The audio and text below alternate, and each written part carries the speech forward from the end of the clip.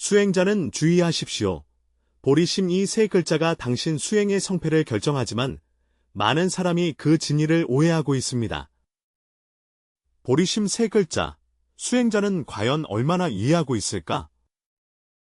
초심자가 염송할 때에는 성부를 발언하는 성근으로 여기고 제가자가 계를 받을 때에는 중생에 대한 자비심으로 여기며 수행이 오래된 이는 깨달음을 구하는 결심으로 여긴다. 화엄경에 이르기를 보리심은 모든 부처의 씨앗과 같다. 옛날 지혜로운 대사가 천태산에서 정진할 때 허공 스님께 여주었다. 석종과 보리심 세 글자는 어떻게 해석해야 합니까? 꿈속에서 갑자기 석가모니 부처님께서 나타나 말씀하시기를 중생들이 모두 이 뜻을 잘못 이해하고 있다고 하셨다. 1000년 동안 오해받아온 이 금보는 한 세대의 대선사조차도 꿈속에서 그 진리를 구한 적이 있다. 수나라 개왕연간, 가을 하늘은 맑고 상쾌하며 종소리는 울려 퍼졌다. 수년간의 수행과 깨달음을 이룬 지혜로운 대사가 천태산 화정봉에 도장을 세웠다. 이 구름 바다 위에 우뚝 솟은 청수의 장소는 고목이 하늘을 찌르고 맑은 샘물이 졸졸 흐르며 마치 천년의 지혜를 속삭이는 듯하다. 산중에는 각지에서 모여든 수행자들이 모여있다. 교리를 연구하는 법사, 고행으로 선정에 힘쓰는 두타, 계율을 엄격히 지키며 정진하는 비구들이 모두 마음속 해탈에 대한 갈망을 품고 이곳에 왔다. 지혜 대사께서는 이미 법화 삼매를 증득하셨으나 보리심의 궁극적인 의미에 대해서는 마음속에 여전히 의혹이 있었습니다. 이날 저녁 예불 후 그는 홀로 선방에 앉아 고요히 명상했다. 문득 무수한 중생들이 보리심에 대한 오해로 인해 잘못된 길로 들어선 것을 떠올리며 깊은 슬픔이 밀려왔다. 이에 합장하여 허공에 기원하였다. 세종께서 세세생생의 보리심과 모든 부처의 씨앗에 대해 말씀하셨으나 제자가 세상 수행승들을 관찰해보니 모두 보리심을 바랬다고 말하나 대부분 편차가 많았다. 부처님의 자비로운 가르침을 간절히 청합니다. 진정한 보리심이란 무엇인가요? 밤 꿈속에서 석가모니 부처님이 현세에 나타나시고 그 좌석 아래에는 연꽃들이 만발하며 주위에는 여러 보살들이 둘러싸고 있었습니다. 부처님께서 자비로이 지혜로운 대사를 바라보시며 말씀하시길, 선남자여, 내가 이런 질문을 할 수 있다는 것은 지혜가 이미 깊이 스며들었음을 나타내느니라. 보리심의 진정한 뜻은 확실히 세상 사람들에게 1000년 동안 오해받아왔다. 오늘 너에게 법문을 드리니 올바른 법을 전하여 후세의 이익이 되기를 바랍니다. 지혜로운 대사는 공손히 합장하였다. 제자가 어리석어 오랜 세월 수행하였으나 여전히 보리심에 대해 혼란스러워합니다. 일반적인 수행자가 발심할 때 어떤 이는 중생을 널리 제도하겠다고 말하고 어떤 이는 부처의 과보를 증득하겠다고 말하며 어떤 이는 복과 지혜를 함께 닫겠다고 말한다. 이해가 이와 같습니까? 만약 편차가 있다면 진정한 보리심은 어떻게 이해해야 합니까? 부처님께서 상세히 가르침을 베풀어 주시기를 간절히 청합니다. 부처님께서 미소를 지으며 고개를 끄덕이셨다. 내가 제기한 이것들은 바로 세상이 보살심에 대해 가지고 있는 세 가지 큰 오해이다. 겉으로는 올바른 이해처럼 보이지만 실제로는 모두 보리심의 본질에서 벗어나 있다. 첫 번째 오해가 가장 흔한데 중생들은 보리심이 중생을 제도하겠다는 자비심이라고 생각한다. 중생의 고난을 보고 마음이 불쌍히 여겨 한없는 자비로 모든 중생을 구제하겠다는 서원을 세우는 것, 이것이 바로 보리심이다. 이러한 이해는 선의에서 비롯되었지만 근본적인 편차가 있으며 부처님의 말씀은 맑은 샘물처럼 흐르고 있다. 만약 보리심이 단순히 자비심이라면 왜 굳이 자비심이라고 하지 않고 보제라는 두 글자를 사용할까? 자비심은 좋지만 지혜의 인도로 인하지 않으면 흔히 유루선업이 되어 진정으로 중생을 이익하게 할 수 없다. 이 점은 지혜로운 스승님께 깊은 감동을 주었습니다. 확실히 많은 수행자들이 자비심을 가득 품고 발심하지만 지혜가 부족하여 오히려 역효과를 낳는 경우가 많다. 과도하게 애지중지하면 오히려 상대방에게 해가 된다. 어떤 이는 애착이 깊어 사랑이라는 이름으로 상대를 통제하려 한다. 원인과 결과를 알지 못해 선의로 행한 일이 오히려 화를 불러일으키기도 한다. 이러한 자비심은 발심은 선하나 진정한 보리심이 아니다. 두 번째 오해는 더욱 미묘하다. 어떤 이는 보리심을 부처의 과보를 증득하려는 결심으로 이해하며 보리는 깨달음이고 심은 지향이라 합쳐서 부처가 되고자 하는 확고한 의지라고 생각한다. 겉으로 보기에는 일리가 있어 보이지만 자세히 생각해보면 보리심이 단지 불도를 이루고자 하는 욕망이라면 그것이 바로 아집의 범주 안에 있는 것이 아닌가?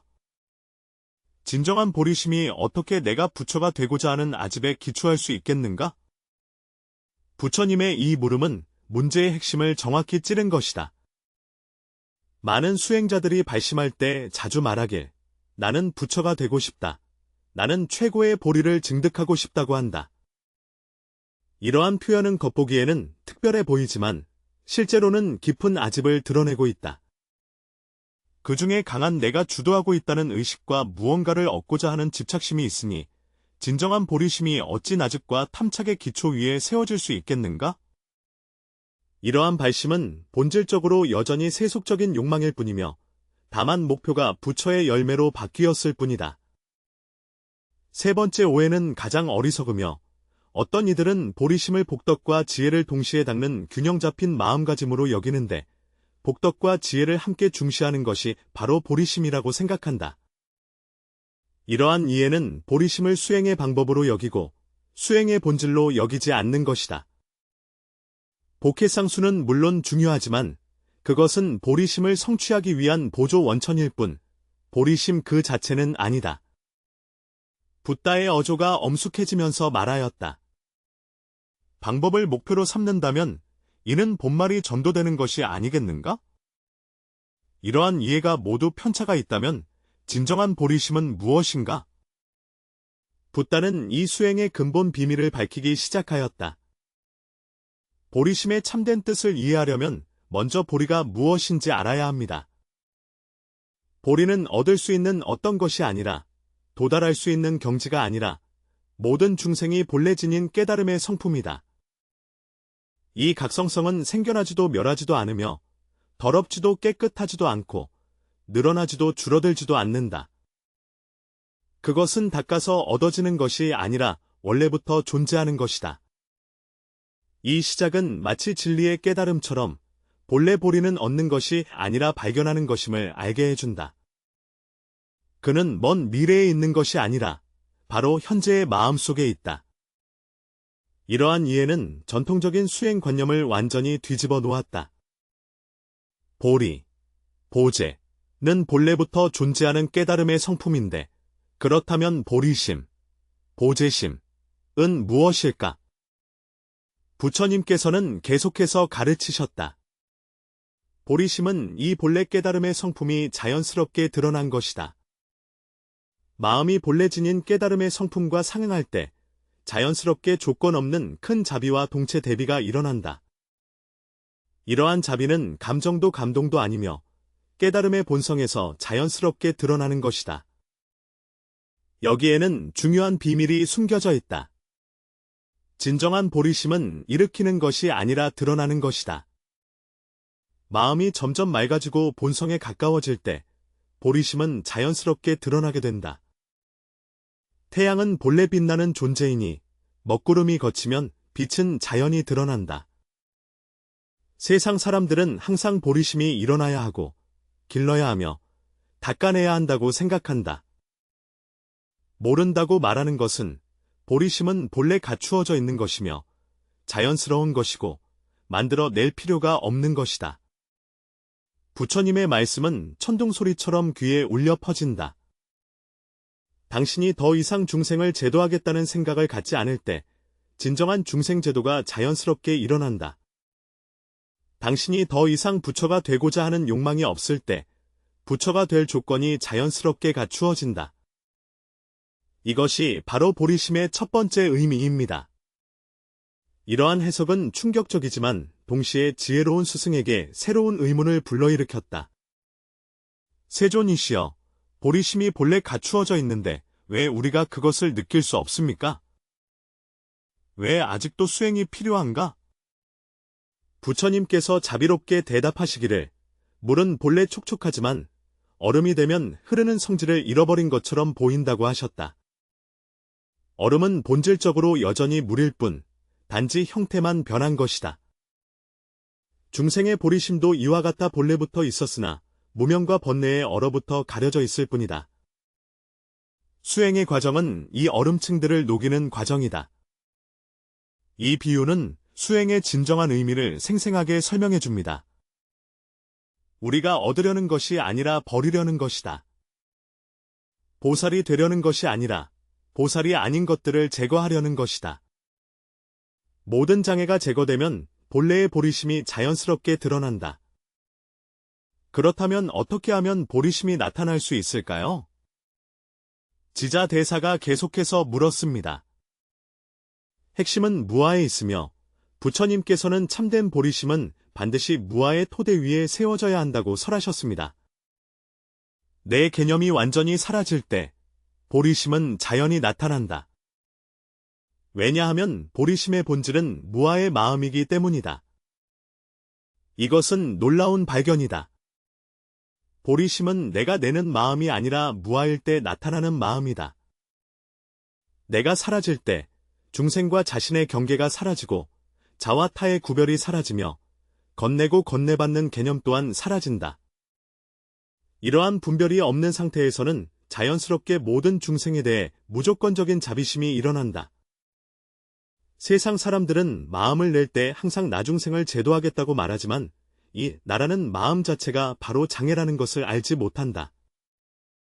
진정한 보리심이 일어날 때 구제하는 나는 없고 구제받는 중생도 없으며 구제하는 과정도 없다. 난곧 무도, 무도, 이며 무도란 곳도, 이다. 이것이야말로 보리심, 보제심의 참된 모습이다. 이러한 이해는 평범한 사람의 인식을 완전히 초월한다. 우리의 개념 안에는 반드시 발심하는 주체가 있어야 하며 구제를 받아야 할 대상이 있으며 구제하는 구체적인 방법도 있어야 한다. 그러나 부처님께서는 진정한 보리심은 이러한 이원적 대립을 초월한다고 말씀하셨습니다. 부처님께서 또 하나의 비유를 들으셨다. 어머니가 자신의 아이를 돌보면서 언제 내가 자비를 베풀어야지라는 마음을 내었겠는가? 이런 사랑은 자연스럽게 흘러나오는 것이다. 보리심도 마찬가지이다. 진정으로 무아를 깨달았을 때 모든 중생에 대한 자비는 마치 어머니가 자식을 사랑하는 것처럼 자연스럽다. 이 비유는 추상적인 개념을 구체적이고 감각적으로 만듭니다. 진정한 보리심은 의도적으로 길러지는 감정이 아니라 깨달음의 본성이 자연스럽게 드러나는 표현이다. 마치 대지가 본래 만물을 지탱하듯이, 허공이 본래 모든 것을 포용하듯이 깨달음의 본성 또한 본래 모든 중생에게 자비를 베푸는 것이다. 그렇다면 우리는 어떻게 수행해야 할까요? 지혜로운 대사가 물었다. 수행의 핵심은 아집을 꿰뚫어보고 분별심을 내려놓는 데 있다. 부처님께서 자세히 가르치셨다. 네가 나는 어떻게 해야 할까라고 생각하는 순간마다 바로 그때 내가 집착이 작용하고 있음을 알아차려야 한다. 진정한 수행자는 내가 무대 뒤로 물러나 각성이 무대 앞에 서도록 배워야 한다. 여기에는 수행의 구체적인 방법이 포함되어 있습니다. 일상생활에서 우리는 항상 자신의 마음의 움직임과 생각을 관찰해야 합니다. 내가 중생을 제도하려 한다거나 부처가 되려 한다거나 수행하려 한다는 생각이 일어날 때마다 이것들이 모두 나에 대한 집착의 표현임을 자각해야 한다. 이 생각들이 나쁘다는 것이 아니라 이 생각들을 통해 그 이면에 있는 나아집, 아집을 보고 그 나를 내려놓아야 한다는 것이다. 이 나를 어떻게 내려놓을 수 있을까? 부처님께서는 계속해서 가르치시길 억누르거나 맞서 싸우는 것이 아니라 그것을 꿰뚫어 보는 것이라고 하셨다. 깊이 관찰해보면 이 나는 사실 찾아낼 수 없다는 것을 알게 됩니다. 그것은 몸 안에 있지도 않고 마음속에도 있지 않으며 과거에도 없고 미래에도 없다. 이 나를 찾을 수 없을 때 아집은 자연히 사라지고 보리심은 자연히 드러난다. 이 수행 방법은 매우 직접적입니다. 관찰을 통해 우리는 소위 말하는 나라는 것은 단지 개념이고 가명일 뿐 실제로 존재하지 않음을 알게 된다. 이 발견이 점점 더 깊어질수록 이 허망한 자아에 대한 집착은 점점 가벼워지고 본래의 보리심은 점점 더 분명해진다. 부처님께서는 보리심의 층위에 대해서도 더욱 심도 있게 가르치셨습니다. 보리심에는 세 가지 차원이 있다. 원보리심, 행보리심, 승의보리심이다. 발심은 서원하는 단계로 아직 아집이 있지만 이미 올바른 방향을 가지고 있다. 행보리심은 수행 단계로서 구체적인 중생 구제 사업 속에서 점차 아집을 소멸시키는 것이다. 승의보리심은 궁극적인 단계로서 완전히 주체와 객체의 분별을 초월한 것이다. 이것이 진정한 보리심이다. 이러한 단계 구분은 수행에 명확한 차례를 부여하였다. 초심자는 원보리심, 원발심에서 시작할 수 있습니다. 비록 아직 아집이 남아있지만 방향이 올바르기만 한다면 점차 깊게 나아갈 것입니다. 실제 수행과 중생을 제도하는 과정에서 나아 아집은 점점 옅어지고 보리심, 보제심은 점점 순수해진다. 최종적으로 승의 보리심의 경지에 도달하면 그때의 자비는 무조건적이며 무별이며 무아집이다. 더욱 중요한 것은 부처님께서 특히 강조하신 바와 같이 보리심을 일으키는 것은 일회성 사건이 아니라 점진적인 과정이라는 점이다. 자아집착이 줄어들 때마다 보리심이 자라나고 분별심이 사라질 때마다 보리심이 드러나며 무아체험이 깊어질 때마다 보리심이 승화된다. 이것은 지혜로운 스승으로 하여금 깨닫게 하였으니 수행은 언젠가 갑자기 깨달음을 얻을 때 비로소 보리심이 생기는 것이 아니라 매 순간의 수행 속에서 보리심이 점차 드러난다는 것이다.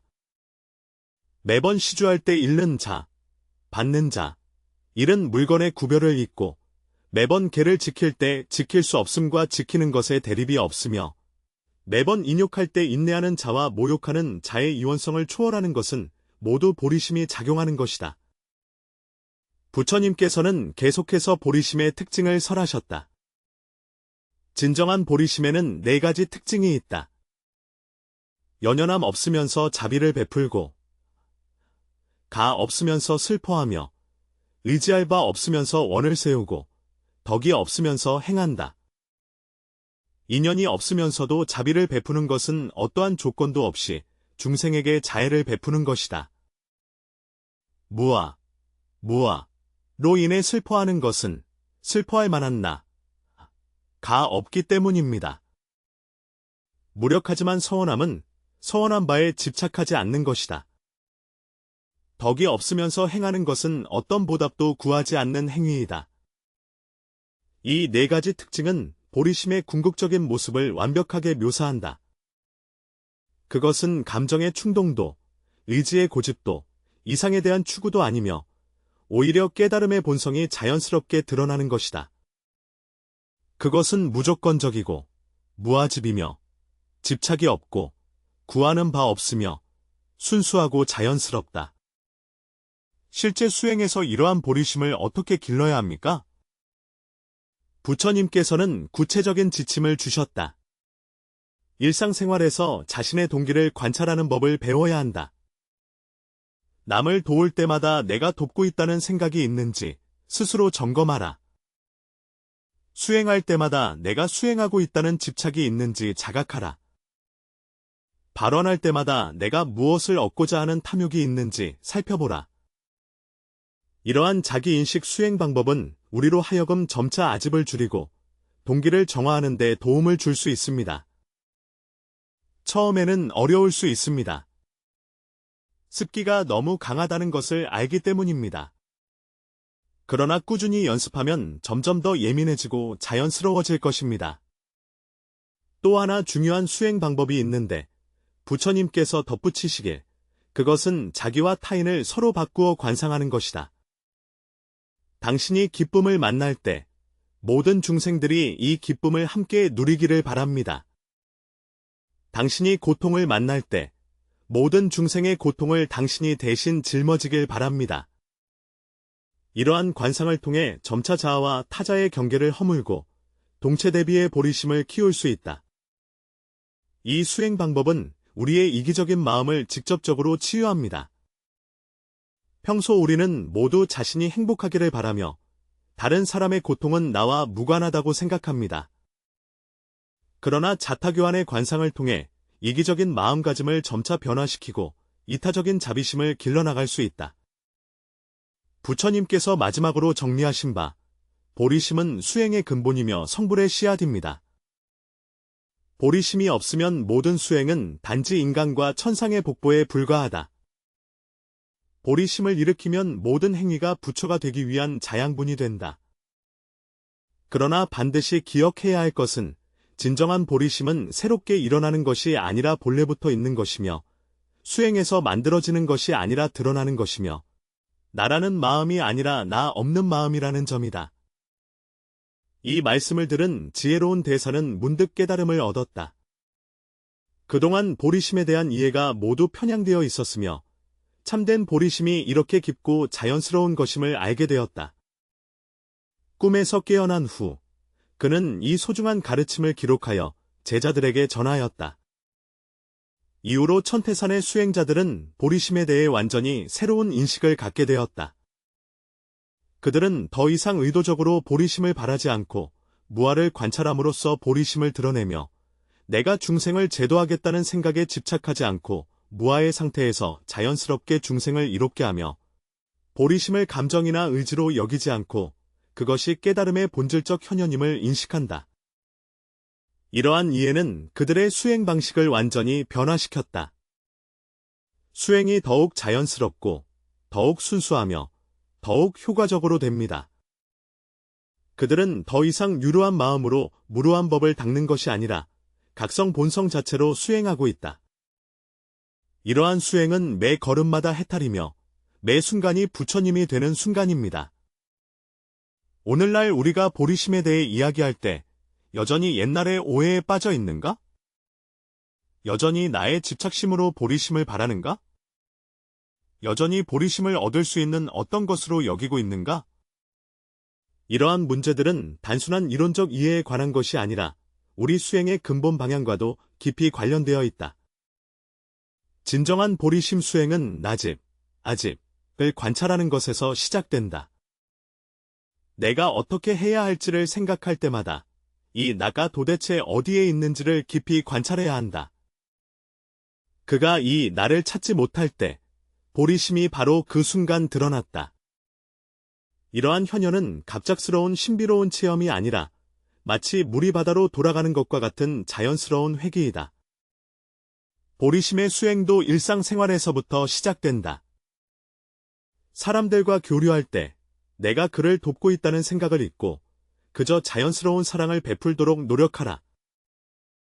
어려움에 직면했을 때 왜 내가 이런 일을 겪어야 하는지에 대한 원망을 내려놓고 그저 자연스럽게 받아들이려고 노력한다. 성취를 얻었을 때 이것이 나의 공로라는 자만심을 잊으려고 노력하며 단지 자연스러운 나눔일 뿐임을 깨닫는다. 이러한 수행은 겉으로 보기에는 평범해 보이나 실상은 깊고 심오하다. 그것은 수행의 근본을 직접 지적하며 아집의 소멸과 깨달음의 드러남을 의미한다. 아집이 점점 옅어질수록 보리심은 점점 밝아진다. 분별심이 점점 줄어들수록 자비심은 점점 커진다. 무아의 체험이 깊어질수록 중생을 제도하는 힘은 점점 강해진다. 더 중요한 것은 이러한 수행이 우리로 하여금 근본적인 진리를 깨닫게 한다는 것이다. 우리는 본래 부처이며 본래 완전한 보리심을 지니고 있지만 무명번뇌에 가려져 있을 뿐입니다. 수행은 무엇이 되려는 것이 아니라 회복하려는 것이다. 무엇을 얻으려는 것이 아니라 드러내려는 것이다. 어디론가 가려는 것이 아니라 본래부터 있었던 고향을 알아차리는 것이다. 우리가 진정으로 보리심의 본질을 이해할 때 수행은 간단하고 직접적으로 변하며 복잡한 의식도 특별한 환경도 필요하지 않습니다. 매 순간 나라는 집착을 관찰하고 매번 일어나는 마음작용 속에서 무아를 연습하기만 하면 됩니다. 이것이 가장 직접적인 보리심 수행이며 이것이 가장 궁극적인 성불의 길입니다. 보리심은 확실히 수행의 성패를 결정하지만 그것이 길러야 할 공덕이기 때문이 아니라 깨달음의 본질이 드러난 것이기 때문이다.